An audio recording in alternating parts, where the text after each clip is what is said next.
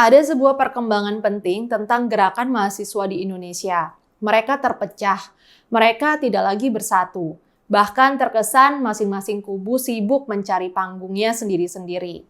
Saat ini nama yang sedang naik daun adalah Aliansi Badan Eksekutif Mahasiswa Seluruh Indonesia alias BEM-SI. BEM-SI adalah aliansi yang bertanggung jawab atas aksi unjuk rasa mahasiswa yang cukup menggetarkan di Jakarta pada 11 April ini. BEM-SI semula akan mengadakan aksi geruduk Istana Negara. Namun kemudian lokasi diubah dari Istana Merdeka ke gedung DPR atau MPR RI. Perubahan ini terjadi nampaknya karena Jokowi secara tegas menyatakan tidak akan ada penundaan pemilu 2024. Karena itu, BEM-SI mengalihkan lokasi unjuk rasa ke DPR.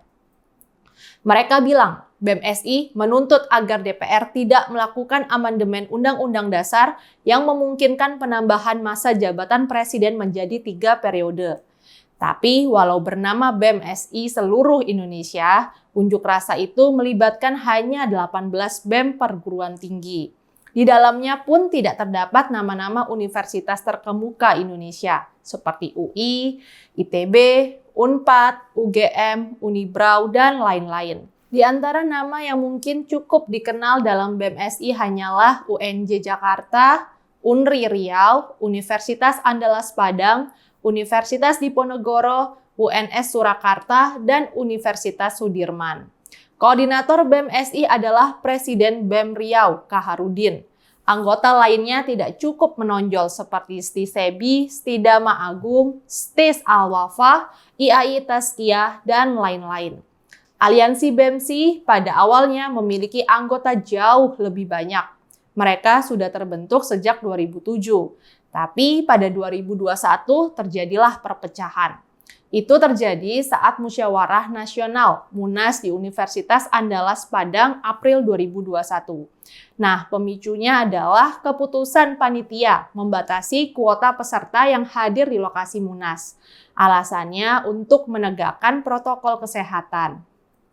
Masalah ini membuat mayoritas anggota aliansi walk out. 132 keluar dari Munas yang bertahan hanya tinggal 36. Kelompok yang walk out itu mengeluarkan mosi tidak percaya. Mereka kemudian membentuk BEM-SI tandingan dengan jargon kerakyatan. Jadi, BEM-SI terpecah dua. BEM-SI yang awal menamakan diri Rakyat Bangkit, yang tandingan menamakan dirinya Kerakyatan. Ada tuduhan perpecahan itu terjadi karena adanya intervensi pemerintah. Tapi tampaknya tuduhan itu berlebihan. BEM-SI Rakyat Bangkit tetap melakukan demonstrasi Undang-Undang Cipta Kerja plus evaluasi pemerintahan Jokowi tahun 2021. Di pihak lain, BEM-SI Kerakyatan juga terus beroperasi.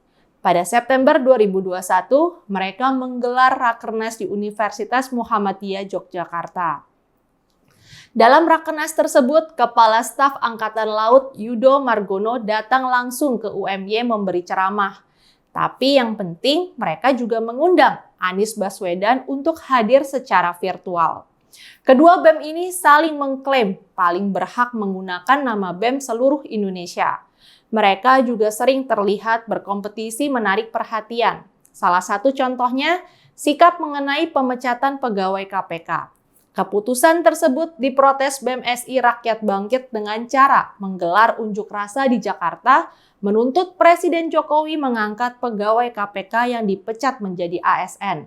Sementara BEM-SI Kerakyatan minta pembatalan tes wawasan kebangsaan. Mereka juga minta pimpinan KPK yang tak berintegritas dipecat. Metode perjuangan mereka juga berbeda. BEM-SI Kerakyatan menyatakan mereka memilih tidak turun ke jalan.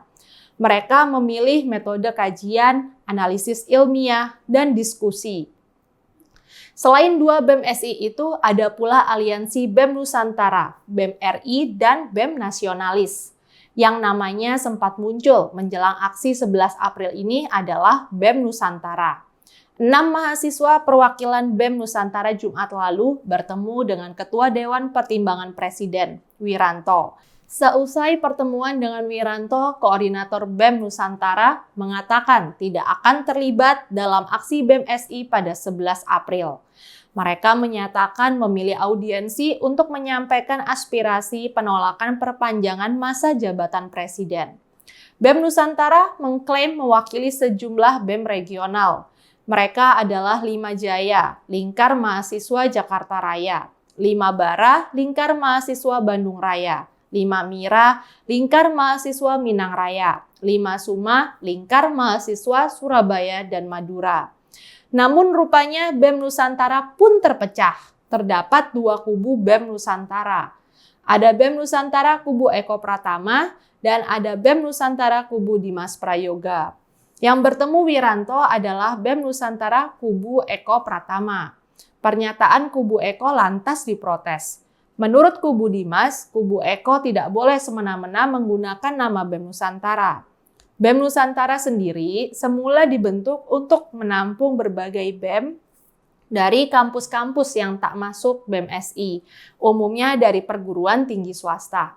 Perpecahan mereka terjadi usai Temu Nasional ke-12 di Surabaya awal Maret 2021, hanya sebulan sebelum BEMSI pecah. Perpecahan itulah yang menyebabkan adanya 2 kepengurusan, kubu Eko dan kubu Dimas. Satu lagi aliansi BEM yang baru muncul adalah Aliansi Mahasiswa Indonesia alias AMI. Menjelang aksi 11 April, tiba-tiba saja AMI seperti menyalip di tikungan. Mereka menggelar aksi di Patung Kuda Monas pada hari Minggu 10 April. Yang nampak menjadi motor adalah BEM Universitas Indonesia. Ketua Badan Eksekutif Mahasiswa Universitas Indonesia, Bayu Satria, mengatakan tidak akan ikut dalam unjuk rasa BEM SI. Menurut Bayu, AMI akan menyelenggarakan simposium rakyat pada 13 April yang akan diikuti aksi massa pada 22 April. Bayu juga menyatakan BEM SI Rakyat Bangkit sebelumnya sudah bergabung dengan AMI. Namun ternyata BEM SI menyerukan pernyataan aksi sendiri yang berbeda dari kesepakatan semula dalam AMI.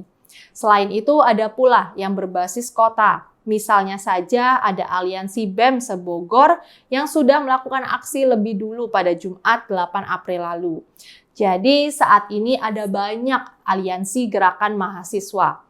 Ada BEM SI Rakyat Bangkit, ada BEM SI Kerakyatan, ada BEM Nusantara kubu Eko, ada BEM Nusantara kubu Dimas, ada AMI, dan mungkin ada yang lainnya. Dilihat dari kacamata demokrasi, ini tentu oke-oke aja. Tapi dilihat dari manfaatnya bagi perjuangan kepentingan masyarakat, perpecahan ini kok rasanya tidak sehat ya. Seolah masing-masing cari panggungnya sendiri-sendiri. Kita lihat saja bagaimana perkembangannya. Apakah mereka akan menyatu atau semakin menyebar? Saya, Rizka Putri, undur diri.